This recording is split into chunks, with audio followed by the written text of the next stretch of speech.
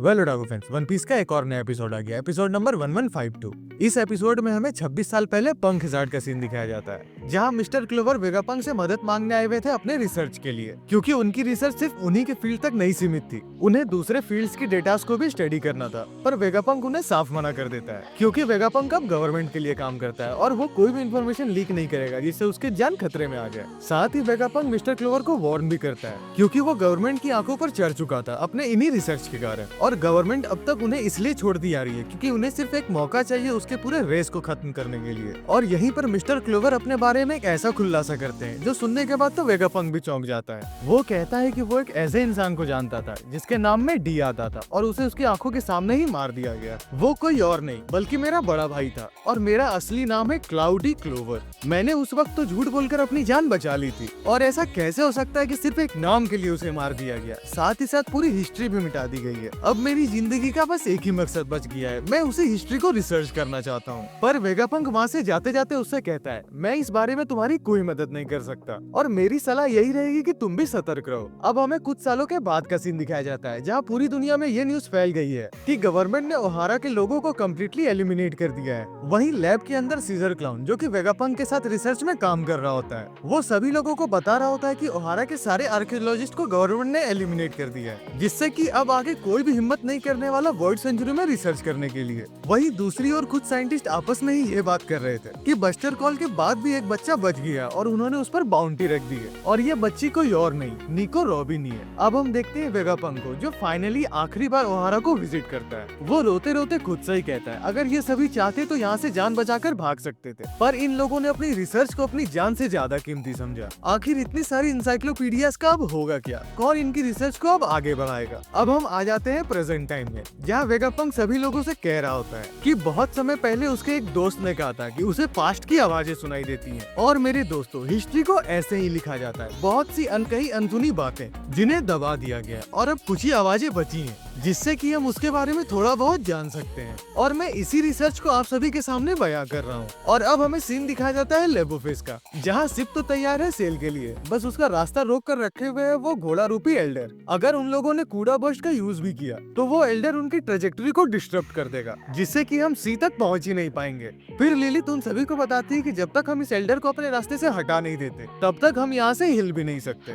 दूसरी ओर हम देखते हैं कि एटलस बहुत ही तेजी से लिलिथ के पास आती है और उसे एक जोरदार मुक्का मारकर उसके पावर सप्लाई को कट कर देती है। इधर यॉर्क को भी ये पता चल जाता है कि लिलिथ का एक्सेस अब कट हो चुका है, सिर्फ एटलस ही बची है जिसके पास वो एक्सेस है। इधर एटलस सिप में बाकी लोगों से कहती है कि वो सिप को अब सेल करे, उनके रास्ते में जो भी आएगा वो उसे संभाल लेगी। फिर वो अपने बूस्टर्स का यूज करके सीधा घोड़ा रूपी एल्डर पर अटैक कर देती है। हालांकि उस अटैक में एटलस का एक हाथ तो कट जाता है, पर वो उस एल्डर को अपने रास्ते से हटा लेती है, जिससे कि सिप अब फाइनली कूड़ा बस्ट के यूज करते हुए वहाँ से तो निकल जाती है। पर उन्हें अब भी डाउट था कि वो लोग सी तक पहुँच भी पाएंगे या नहीं, और इसी बीच एटलस खुद को डेटोनेट कर देती है ताकि वो एल्डर उन लोगों तक पहुँच ना पाए। साथ ही हुए उस धमाके से उनके सिप को एक एक्स्ट्रा बूस्ट मिल गया। इधर एटलस के खत्म होते ही यॉर्क की खुशी का ठिकाना नहीं रहता, क्योंकि पूरी दुनिया में सिर्फ वही एक वेगापंक बची थी। अब हम लूफी, जायंट और एमिथ को देखते हैं, जहाँ एमिथ लूफी को देखते ही कहता है, मैं बहुत ही खुश हूँ जॉय बॉय तुम्हें दोबारा देखकर। जॉय बॉय का नाम सुनते ही लूफी को लगता है कि वो आखिर किसके बारे में बात कर रहा है, और वो अपने पीछे मुड़कर देखने लग जाता है। तभी एमिथ कहता है कि मैं तुमसे ही बात कर रहा हूँ। लूफी को कुछ समझ नहीं आता, तभी एमिथ आगे बढ़ते हुए कहता है, तुम लोग जाओ, मैं इन सभी को संभाल लूंगा। तुम्हारा दुश्मन अब मेरा दुश्मन है। मेरी खुशी का तो ठिकाना ही नहीं है, मैं तुम्हारे लिए एक बार फिर से लड़ रहा हूँ। लूफी भी उसकी आवाज को सुनकर बहुत ही ज्यादा खुश होता है और उससे कहता है कि तुम तो बोल भी सकते हो यार। वहीं दो एल्डर्स जो कि मॉन्स्टरस फॉर्म में है, वो आपस में ही कह रहे होते हैं कि वो स्पीच इसी के अंदर से आ रही है, हमें इस रोबोट को टुकड़ों में तोड़ना होगा तभी वो स्पीच बंद होगी।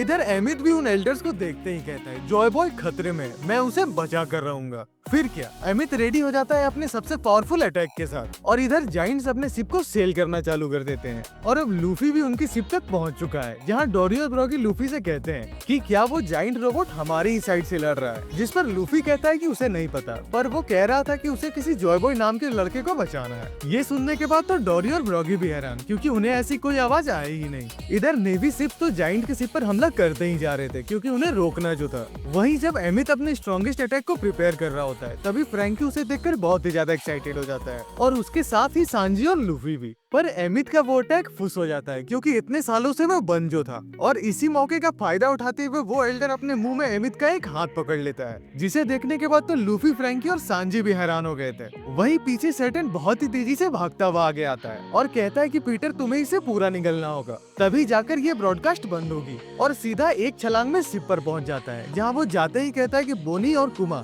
मैं तुम्हें यहाँ से जाने नहीं दूंगा। वही वेगापंक अपने ब्रॉडकास्ट को कंटिन्यू करते हुए आगे बताता है कि गोल्डी रॉजर एक ऐसा पायरेट था जो इस पूरी दुनिया का हर एक कोना घूम चुका था, और उन लोगों ने जरूर पास्ट के प्योरेस्ट वॉइसेस को सुना होगा, और इसका मतलब तो आप सभी समझ ही गए होंगे, पूरी दुनिया के हर एक कोने में वो एंशिएंट वेपन्स आज भी दफन है, जिनकी मदद से 900 साल पहले मैन मेड डिस्ट्रक्शन किया गया था। इधर हम एमित को देखते हैं जो अकेले ही उन दो एल्डर्स को पेल रहा था, वो भी अपना एक हाथ गवा देने के बाद। फाइट के दौरान ही एमित खुद में ही कह रहा था कि क्या ये सही समय है उसे यूज करने का। अब आखिर एमित किसे यूज करने की बात कर रहा है वो तो तुम्हें आगे पता चलने वाला है। वही दूसरी ओर सैटर्न सभी लोगों को परेशान कर रहा है अपने डंकों से। वही लूफी सभी को ये वार्न कर देता है कि इसकी डंकों में पॉइजन है तो थोड़ा बच कर रहे हैं। और वही दूसरी ओर बोनी जो कि सैटर्न को देखते ही गियर 5 में ट्रांसफॉर्म होने की कोशिश कर रही है, क्योंकि सैटर्न ही वो एक लौता कारण है जिसके वजह से उसके डैड और उसकी माँ को इतना दुख झेलना पड़ा। और फाइनली बहुत ही कोशिश करने के बाद बोनी गियर 5 में ट्रांसफॉर्म हो ही जाती है। और इसके बाद का फाइट सीन भाई ये मैं एक्सप्लेन करूंगा तो तुम्हें बुरा लग जाएगा, पर जब तुम इसे खुद से विटनेस करोगे तो तुम्हारे गूज़बम्प्स आने पक्के हैं। तो अब बिना समय गवाए तुम ये क्लिप ही देख लो।